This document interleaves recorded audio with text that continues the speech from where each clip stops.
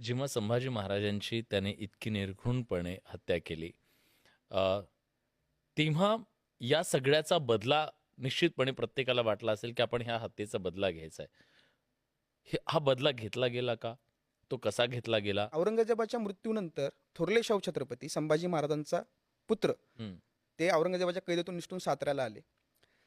साताऱ्याला त्यांनी 1708ला राज्याभिषेक केलाय आणि त्याच्या 11 वर्षांनी त्यांना कळलंय की मुघलांच्या दरबारामध्ये फार मोठी यादवी माजली. हं, त्यावेळेस मुघलांच्या गादीवर होता फारुख सियार आणि हा जो फारुख सियार आहे हा त्या औरंगजेबाचा पंतू होता. हं, तो गादीवर बसला होता आणि त्याला गादीवर बसणारे दोन भाऊ होते, सय्यद ब्रदर्स असं त्यांना म्हणतात, हं, हसेन अली हुसेन अली. तर या सय्यद बंधूंचं या बादशाहसोबत खटके उडायला लागले. बादशाह म्हणला आपण ह्या सय्यद बंधूंना मारून टाकू, जे किंग मेकर होते. हं, ह्या सय्यद बंधूंना बादशाला मारायचं होतं. त्यासाठी हं. त्यांना मोठी ते ताकद एकमेकांच्या जीवावर उठले. हं. त्यांना मोठी ताकद हवी होती. ती ताकद होती थोरले शाहू छत्रपती. आणि थोरले तेव्हा ह्यांनी शक्ती एकवटली होती पुन्हा. थोरल्या शाहू छत्रपतींकडं शक्ती म्हणजे मराठ्यांची पहिली राजधानी ज्यांनी जमिनीवर स्थापन केली, सातारा शहराची ज्यांनी स्थापना केली, त्या सातारा शहराच्या राजधानीवर थोरले शाहू छत्रपती जिवंत असेपर्यंत 42 वर्ष एकदाही हल्ला झाला नाही. कारण शाहू महाराजांची 35 ते 40 हजाराची स्वतःची फौज तैनात असायची, हं, जी शाहू महाराजांचंच फक्त ऑर्डर पालन करायची, दुसऱ्या कोणाचंही नाही. हं, या शाहू महाराजांकडे शंकराजी मल्हार नावाच्या व्यक्तीला पाठवले, जे राजाराम महाराजांकडे होते. आणि या शंकराजी मल्हारने सय्यद बंधू आणि शाहू महाराजांमध्ये मध्यस्थी केली.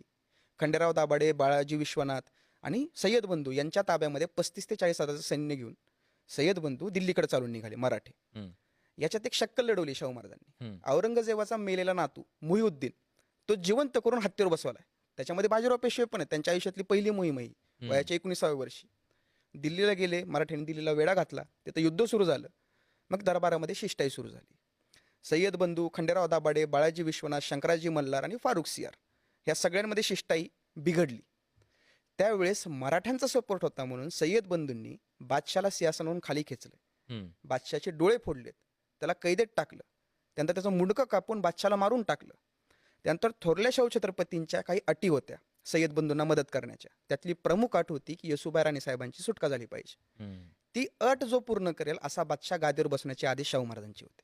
बरं. त्याच्यानंतर एका वर्षामध्ये 1720 साली शाहू महाराजांनी 3 बादशाह बदलले. त्यातला एक नैसर्गिकदृष्ट्या लहानपणीच मृत्युमुखी पडला. दोघा जणांना आपल्या अटी मान्य करत नाहीत म्हणून गादीच्या बाहेर काढलं आणि मुहम्मद शाह नावाचा एक शाहू महाराजांच्या आदेशावरून बसवलेला बादशाह गादीवर बसवला. हं. त्याच्याकडून सगळ्या हव्या त्या अटी मान्य करून घेतल्या आणि येसुबाई राणीसाहेबांची सुटका 1720 साली झाली. हा छत्रपती संभाजी महाराजांच्या हत्येचा मराठीने घेतलेला बदला आहे.